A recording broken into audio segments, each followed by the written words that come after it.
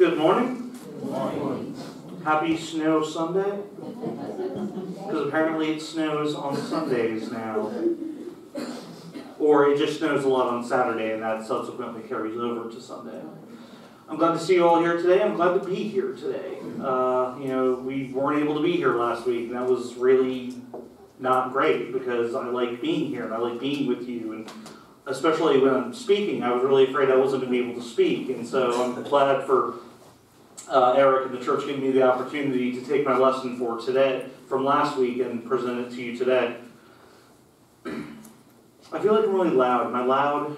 It's pretty loud. A little bit, yeah, if you can fiddle with the dials back there. Because I'm not being dramatic. Okay, there we go. I can be more dramatic now. So I was afraid I was going to have to talk like, I think you turned it down all the way. Oh. Up a little bit.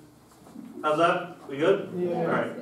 Truth be told, I probably don't even need a microphone, but I like having the option for amplification because it means I don't have to strain as much. Oh, this is going to look great on YouTube, isn't it? We're just messing with dials and we're workshopping here, but that's fine. So, I want to propose the question today, are you asking? And what do I mean by are you asking? In our relationship with God, in our relationship with Him, the way we communicate with Him, when we present things to Him, I wanted to propose an analogy for our communication with God and how often we treat it. I have with me today $1 American dollar. Value, 4 quarters, 10 dimes, 20 nickels, 100 pennies. Dollar. You've seen dollars? We like dollars. Dollars are good. There's a machine at my work that if I insert dollars into it, it will give me beverages. It is my favorite machine in the world. Because it is a machine that gives me the lifeblood known as caffeine or sugar or whatever it is, but if I'm feeling kind of low in the morning and I need to pick me up, I will present this dollar to the machine. I will say, I want this beverage. It will give me that beverage most of the time. Because, those machines are temperamental at best. Yeah.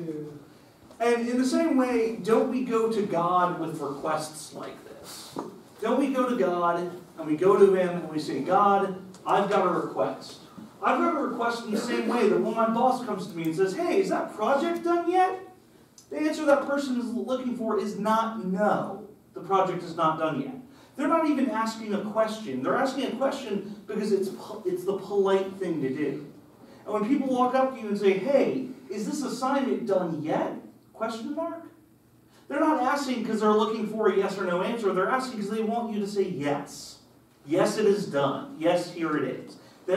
And so, in the same way, when we go to God with requests, when we treat God much like we treat a vending machine, and we go forth to it, and we say, God, I've got a request today. I've got a prayer I want to bring forth to you. But really what I mean is, I've got a request, and I would like it honored, please. So here's my prayer, in goes the machine, and out comes an answer, right? That's how it works. Not specifically. But it's one of those things where when we look at God, when we look at our relationship with Him, when we look at the hierarchy of where we are compared to God, we are not in a bargaining position. We cannot bring God currency. We cannot bribe God into giving us the answer to the prayers that we want. And often, when we get an answer, because that's the big misconception, people say, well, I talk to God all the time, and He never gives me the answers I'm looking for, or He never answers me. Yes, He does answer you. He answers you all the time. It's just not always the answer you want to get. And never has that been more self-evident than the last year of my life when helping my parents go through what my father is going through. And we would like to thank you all for the prayers and encouragements. And he has had his final surgery and he is moving to rehab. But before his last surgery, he texted me. And I hope he doesn't mind me telling the story, but he texted me. And he said, hey, if you've got another one in you, I really need another prayer for this upcoming surgery. Because there have been delays upon delays with the doctors or with his condition going into surgery. And there were delays upon delays. And it was one of those things where I texted him back and said, of course, I'll pray for you. And then I called him later and said, hey, wait a second. you're inferring that I haven't been praying this whole time. Like I'm holding prayers back. Like I'm running low on ammunition. And, but no, and I told him, I have never stopped praying during this whole thing. And I have been down on my hands and my knees, and I have wept, and I have cried, and I have had choice words with God. And so, it's one of those things where I go forth and I say, God, what do you need? What do I need to do? What does he need to do? What do we need to do? And there are situations in our lives where we are in this position when we are talking to God, and we want to go, God, what do I need to do to get the answer? And eventually, he has his last surgery, and he's healing, and he's moving to rehab. And for whatever reason, the timetable moves on. Life moves on. And it's one of those things where you look at that and you don't understand the big picture of it, because God is a big picture kind of God. We're going to be looking at two passages today out of John chapter 7 and, Matthew chapter 7 and John chapter 15. I almost got that mixed up. That would have been awkward for everyone. And so it's one of those things that when I propose the query, are you asking? When I say are you asking or are you demanding of God? When you go forth and you say to God, God, I have a request. Whether it's something as little as, I'd like to have a good day tomorrow, or whether it's as big as a monument thing coming up in your life.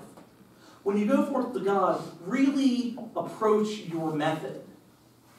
And look at the idea of, are you asking God or are you telling God? Now, of course, Matthew chapter 7, this one's going to be familiar. This is really just kind of like the prelude into the lesson today. But, of course, when you're talking about asking, how could you not read Matthew chapter 7? So Matthew chapter 7, starting in verse 7. Ask and it will be given to you. Seek and you will find. Knock and the door will be opened to you.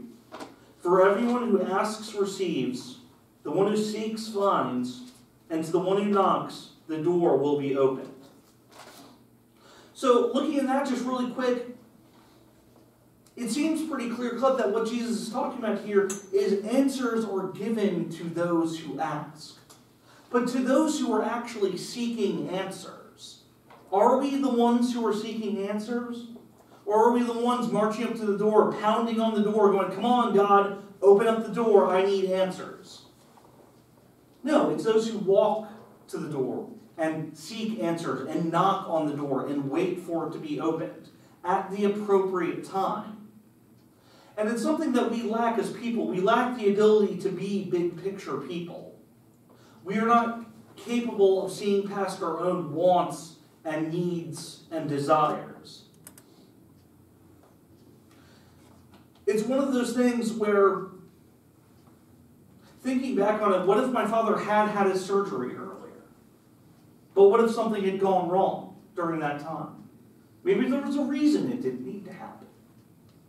And so it's that big picture idea that we look at, the idea of when we go to God and we ask, and when we present a request.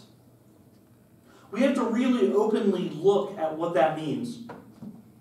Skipping over to John chapter 15, we'll come back to Matthew in just a minute.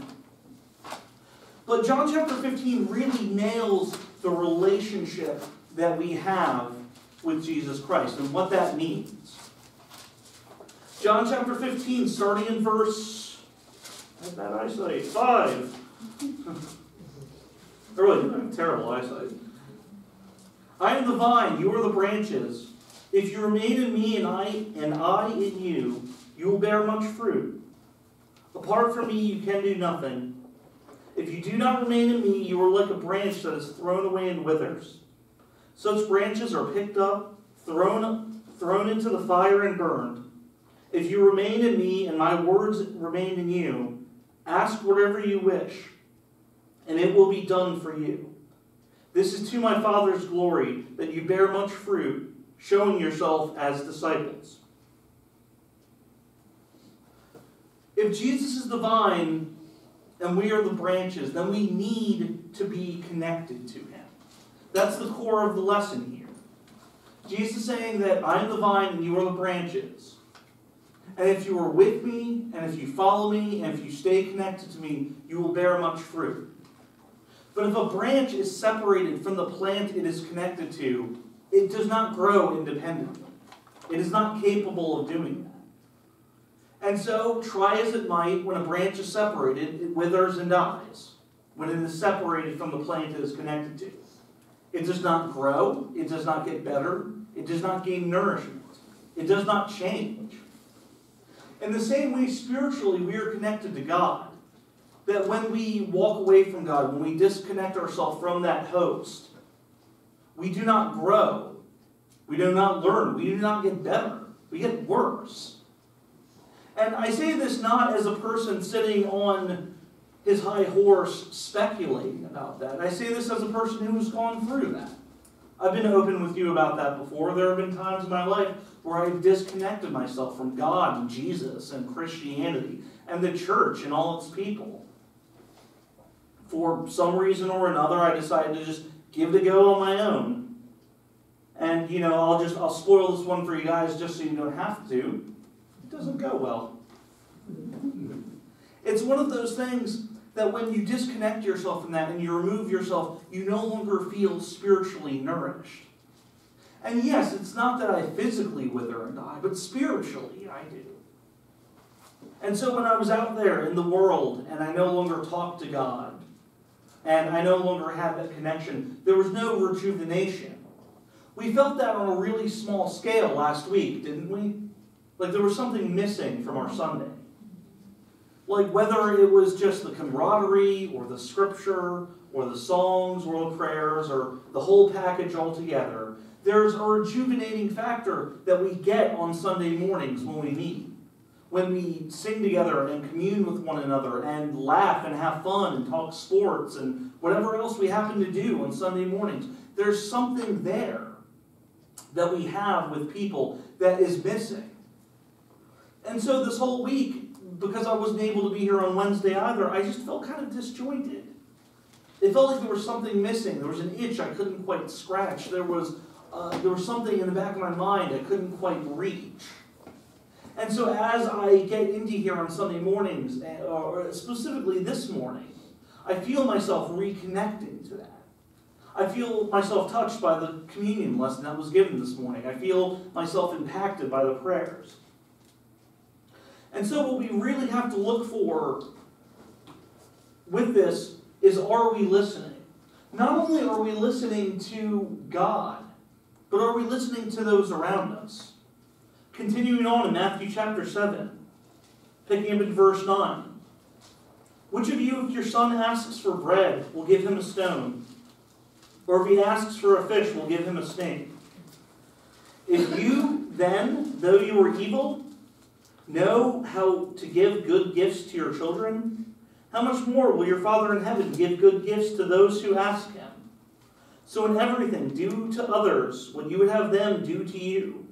For this sums up the law of the prophets. The golden rule, there it is. The golden rule in how we are to be in the world. And so many times we get this rule, we get this command inverted so badly. Because we don't look at it as do unto others. We look at it as those who have done wrong to us is a free pass to do wrong to them. And that's the inversion of what Jesus is talking about here. Because we look at the old an eye for an eye that Jesus explained away as turn the other cheek. But what he's talking about here is, it is not, if this person, if it's due unto me as those would do, if it's due to others what they would do to me, then if they're bad to me, I'm allowed to be bad to them, right? And that's the excuse that we're looking for as people. But that's not what Jesus is talking about here.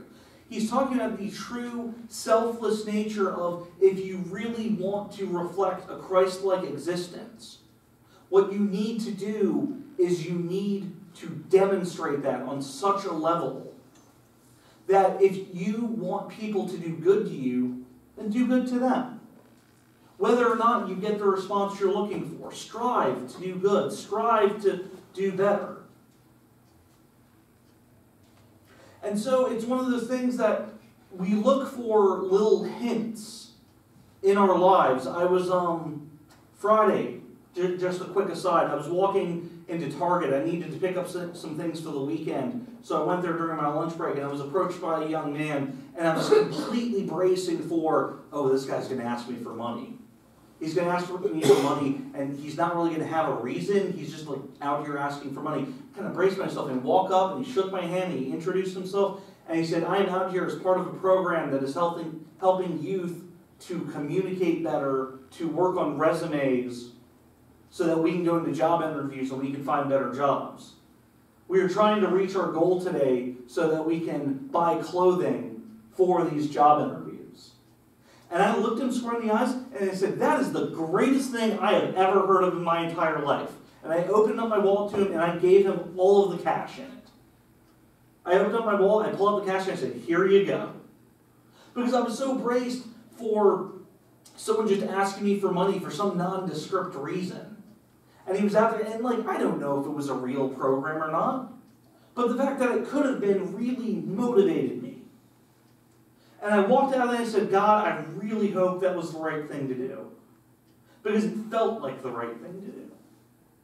And so when we communicate with people, it is not only about us speaking to God and us humbly approaching Him and us asking Him for the right way to live, but it is also living in such a way.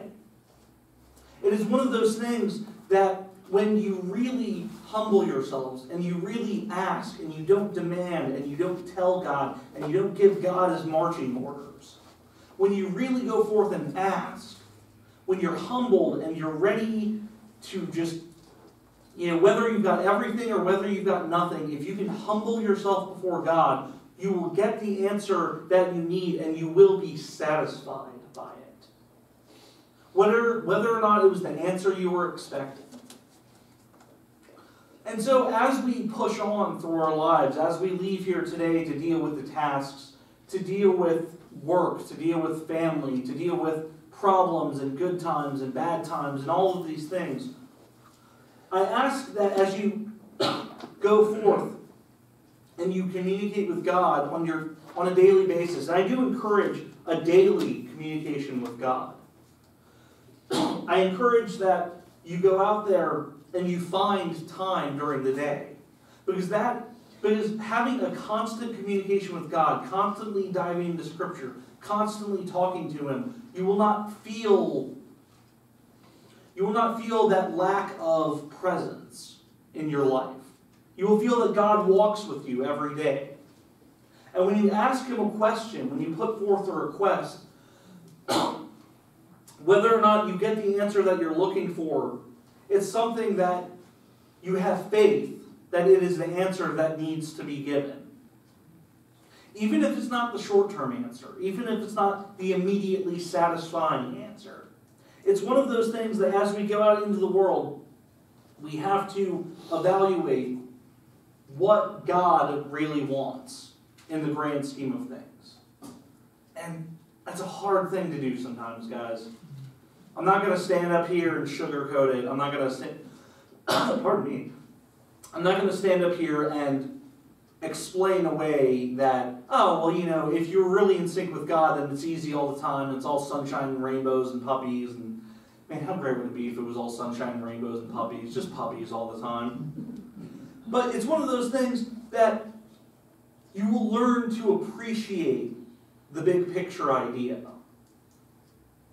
And so, one more time, I'm going to ask, are you asking? Are you asking or are you demanding? And so I implore you today to ask the questions that need to be asked. If your heart is heavy and you have a question for God, ask it. He wants you to ask. And be prepared to receive the answer you want or to not receive the answer you want, but understand that there is a bigger plan in motion. That we are not the central character of the universe. We are not the center of the narrative of the human race. And so if every request was honored, we would all win the lottery. And there wouldn't be that much money to win because it's the lottery and that's how that works. But it's one of those things that there is a grand scheme in motion that is not just about us, but it's about us as a people. And so if you're here today and you're looking for answers and you really want to ask, then we're here to ask those questions before God. If you're here today and you want to give your life over to a God that has so much more in mind than just our wants and needs, but the needs of our species altogether, then we are ready to baptize you into that. If you are here today and you need these requests, I ask you to contemplate this as we stand and sing the song of invitation.